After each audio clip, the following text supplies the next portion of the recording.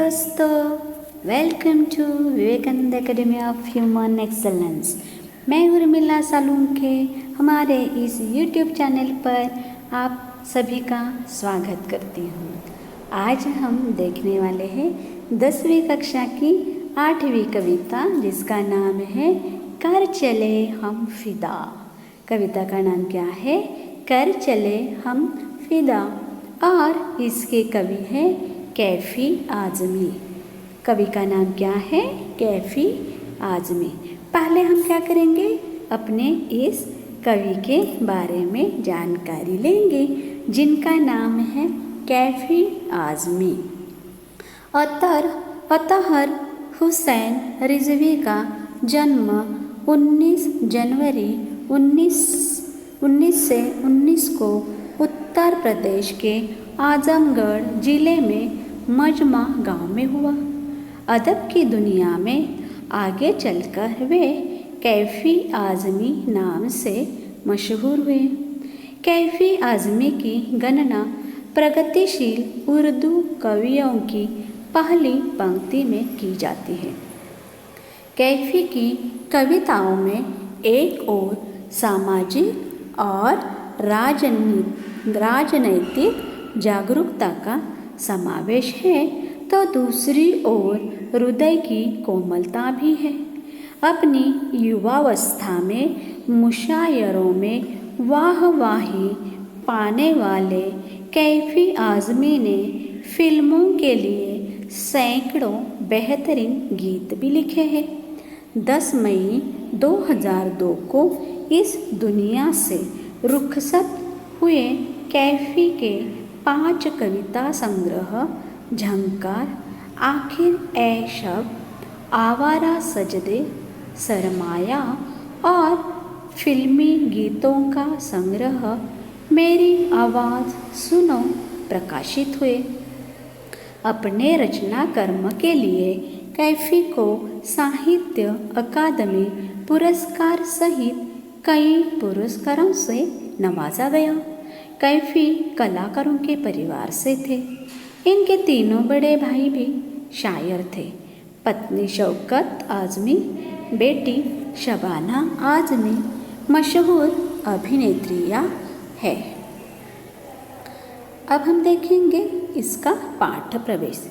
जिंदगी प्राणी मात्र को प्रिय होती है, कोई भी इसे यूं ही खोना नहीं चाहता। असाध्य रोगी तक जीवन की कामना करता है। जीवन की रक्षा, सुरक्षा और उसे जिलाए रखने के लिए प्रकृति ने न केवल तमाम साधन ही उपलब्ध कराए हैं, सभी जीव जंतुओं में उसे बनाए बचाए रखने की भावना भी पिरोई है। इसीलिए शांति प्रिय जीव भी अपने प्राणों पर संकट आया जान उसकी रक्षा हेतु मुकाबले के लिए तत्पर हो जाते हैं। लेकिन इससे ठीक विपरीत होता है सैनिक का जीवन, जो अपने नहीं, जब औरों के जीवन पर, उनकी आज़ादी पर आ बनती है, तब मुकाबले के लिए अपना सीना तान कर खड़ा हो जाता है, यह जानते हुए भी कि उस मुकाबले में औरों की जिंदगी और आज़ादी भले ही बची रहे, उसकी अपनी मौत की संभावना सबसे अधिक होती है। प्रस्तुत पाठ, जो युद्ध की पृष्ठभूमि पर बनी फिल्म हकीकत के लिए लिखा गया था, ऐसे ही सैनिकों के हृदय की आवाज़ बयान करता है, जिन्हें अपने किए धरे पर नाज है। इसी के साथ इन्हें अपने देशवासियों से कुछ अपेक्षाएं भी हैं, क्योंकि जिनसे उन्हें वे अपेक्षाएं हैं, वे देशवासी और कोई नहीं, हम और आप ही हैं। इसलिए आइए इसे पढ़कर अपने आप से पूछें कि हम उनकी अपेक्षाएं पूरी कर रहे हैं या नहीं।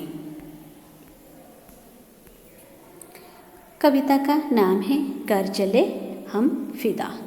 कर चले हम फिदा जानो तन साथियों, अब तुम्हारे हवाले वतन साथियों।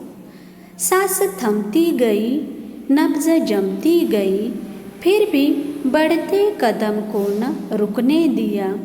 कट गए सर हमारे तो कुछ गम नहीं, सर हिमालय का हमने न झुकने दिया।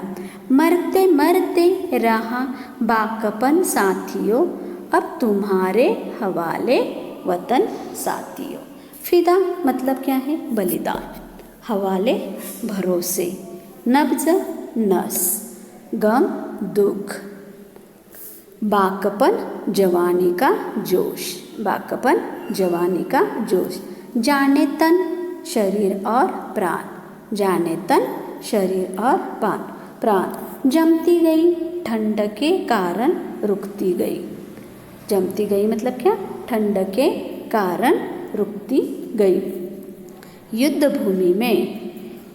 भूमि में सैनिक देश पर प्राण न्योछावर करते समय अपने साथियों से कहते हैं, हे साथियों, अब हम अपनी प्राण और शरीर देश की सुरक्षा के लिए न्योछावर करके इस संसार से जा रहे हैं।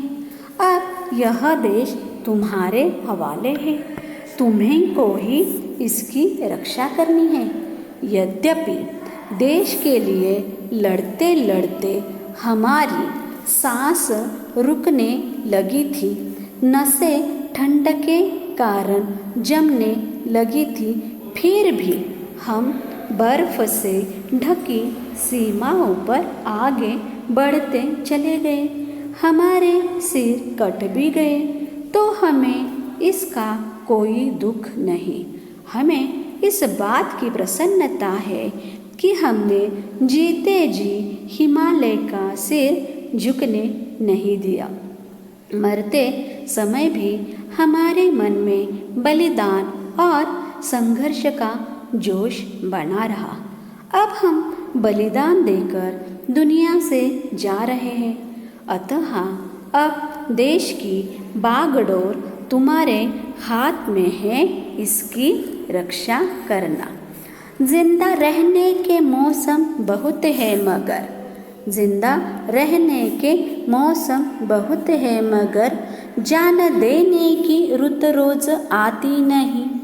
हुस्न और इश्क दोनों को रुसवा करे, ओ जवानी जो खूह में नहाती नहीं। आज धरती बनी है दुल्हन साथियों, आज धरती बनी है दुल्हन साथियों, अब तुम्हारे हवाले वतन साथियों, अब तुम्हारे हवाले वतन साथियों। जिंदा यानी कि जीवित, जिंदा यानी जीवित। रुत मतलब मौसम, रुत मतलब क्या? मौसम। हुस्न मतलब सुंदरता, हुस्न मतलब क्या है? सुंदरता। इश्क प्रेम। रुसवा बदनाम। खून मतलब खून। कवि का मानना है कि मनुष्य को जिंदा रहने के लिए तो बहुत अवसर मिलते हैं, लेकिन देश के लिए बलिदान करने का अवसर कभी कभी प्राप्त होता है। आज तो सैनिकों के बलिदान का समय आया है। जो सैनिक लड़ते हुए खून से लथपथ न हो, वह धरती के सौंदर्य और प्रेम को बदनाम करेगा। यह धरती एक दुल्हन की भांति है, इसकी लाज रखना और इसकी रक्षा करना सैनिकों का ही कर्तव्य है। इसलिए सैनिकों का साथियों से कहना है कि यह देश अब तुम्हारे हवाले है, तुम्हें ही इसकी रक्षा करनी होगी। बांध लो कफन सर से कफन साथियों, अब तुम्हारे हवाले वतन साथियों। आगे की हम पंक्तियाँ देखेंगे। राह कुर्बानियों की न वीरान हो, तुम सजाते ही रहना नए काफिले, फतह का जश्न, इस जश्न के बाद जिंदगी मौत से मिल रही है गले, बांध लो अपने सर से कफन साथियों।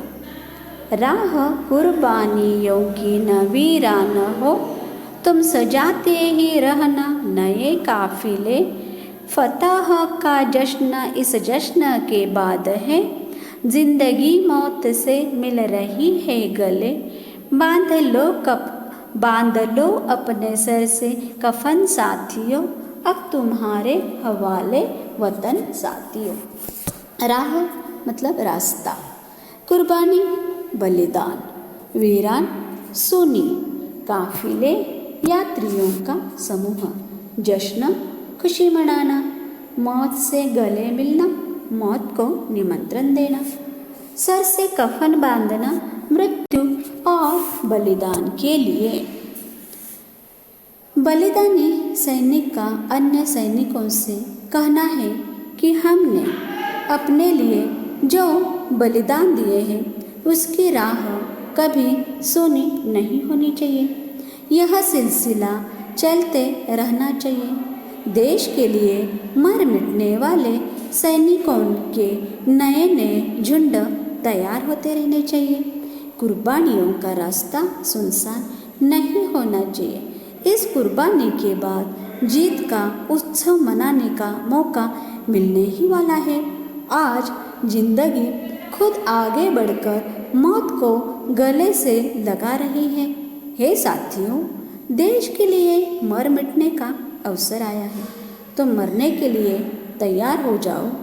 हम तो बलिदान करके जा रहे हैं। अब यह देश तुम्हारे सहारे छोड़कर जा रहे हैं, तुम्हें ही इसकी रक्षा करनी है।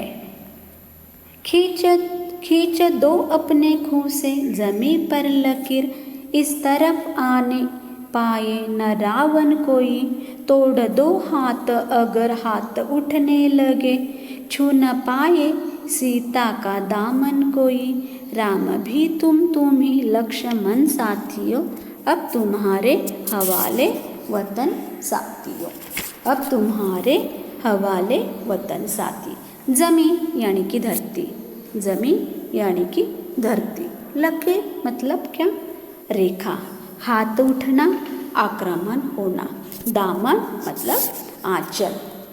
देश के लिए बलिदान करने वाला सैनिक अन्य जीवित साथियों को संबोधित करते हुए कहता है, मेरे साथियों, तुम अपने खून से धरती पर एक रेखा खींच दो ताकि यह धरती सुरक्षित हो जाए।